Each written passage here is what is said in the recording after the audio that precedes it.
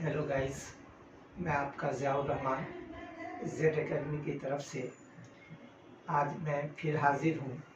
Last video मैंने आपको Newton's law of first motion बताया था। आज मैं उसको फिर रिपीट कर देता हूँ ताकि आप लोगों को ये बात पूरी तरह जहन में जम जाए कि इस लॉ का क्या मतलब है। न्यूटन्स लॉ ऑफ मोशन में ये बताया गया है कि कोई भी अगर ऑब्जेक्ट अगर वो मोशन में है तो वो मोशन में रहना चाहती है, ये उसकी टेंडेंसी है, और या वो रेस्ट में है तो वो रेस्ट में रहना चाहती है जब तक कि उस ऑब्जेक्ट पे कोई इंटरनल फोर्स अप्लाई ना किया गया हो।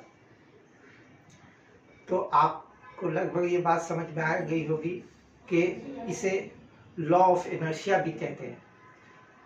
तो जब कोई भी ऑब्जेक्ट मोशन में है तो वो तब तक मोशन में रहना चाहती है कि वो जब तक उस पर कोई एक्सटर्नल फोर्स अप्लाई ना किया गया हो, या कोई ऑब्जेक्ट रेस्ट में है तो वो रेस्ट में रहना चाहती है जब तक कि उस पर कोई एक्सटर्नल फोर्स अप्लाई ना किया गया हो।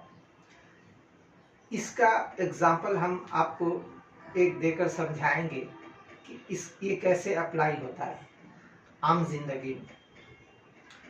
अगर एक व्यक्ति किसी बस से सफ़र कर रहा है और वो बस चल रही है, मूव कर रही है, तो हमारा बॉडी क्या है, वो मोशन में है लॉ ऑफ इनर्शिया की वजह से।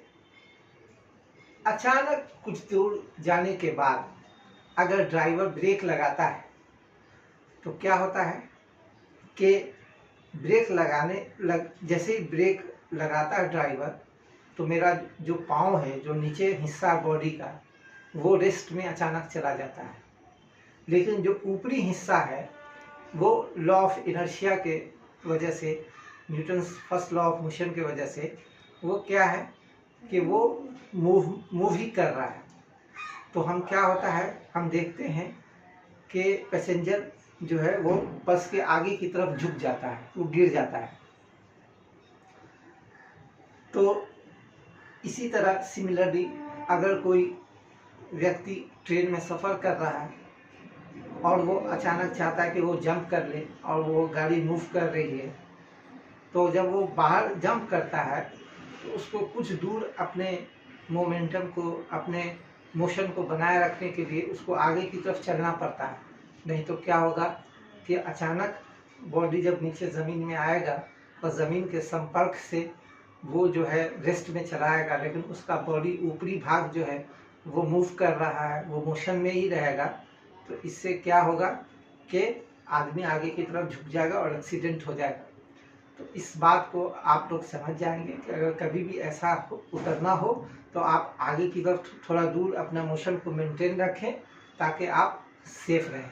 तो इन्हीं बातों के साथ मैं उम्मीद करता हूँ कि आपको न्यूटन्स का first law of motion easily understand हो गया होगा और आप इसको अपने जहन में पूरी तरह बना लें। और मैं आपसे फिर नए टॉपिक के साथ आऊँगा नेक्स्ट वीडियो में। जय हिंद।